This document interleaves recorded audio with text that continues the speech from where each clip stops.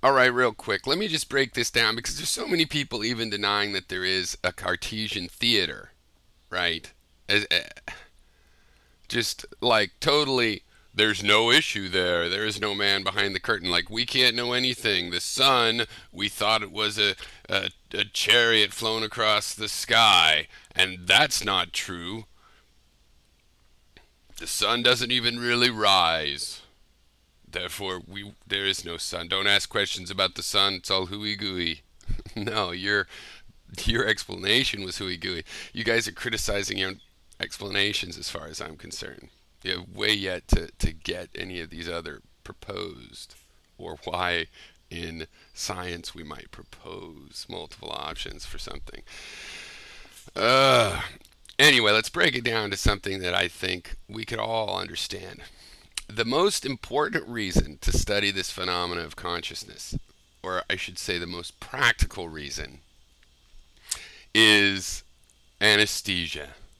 Consciousness is what you're targeting with anesthesia.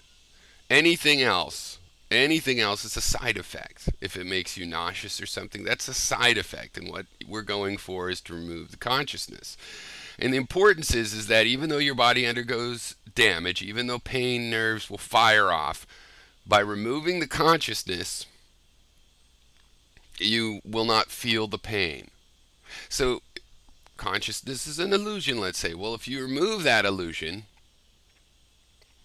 then you will feel no pain, and you will avoid having post-traumatic stress from having to experience the pain of having a limb amputated, or brain surgery, or well, brain surgery is an interesting one. They do that with people lucid sometimes, but heart surgery.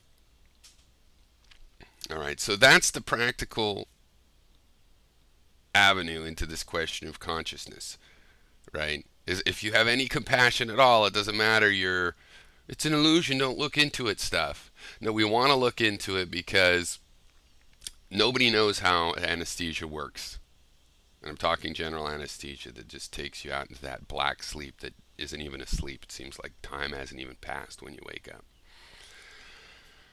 Nobody has explained that. There's some heuristics, some rules of thumb that they've developed to try to guess new anesthesias. But while there's successes, they found anesthesias through those rule of thumb. Sometimes they make a chemical by those rule of thumbs often, and it's no good. It doesn't work. So if we understood the physics of consciousness, what connection is making that happen? What connection gives us this illusion of consciousness when I would presume that, say, a little blob of oil going down a river doesn't think, I'm deciding to go left, I'm deciding to go right? I don't think it probably has that Cartesian theater. We do. And turning it off can save you a lot of trauma, right? Okay, so that is an entryway, a material entryway into the subject of consciousness. Um, there, for one reason, is because even though all of you guys with these logically pure and absolutely true arguments that you could conclude things are a way other than how you experience them because they're so solid. Okay, it's these sorts of things introduce pragmatism into your logic because it doesn't have to be purely. You don't even have to understand how anesthesia works to have discovered them and realize that this shuts down the Cartesian theater, and as a result, you have no pain. Right? Significant practical importance. Okay, so I'll discuss this issue primarily on that basis in terms of justification for having the discussion at all.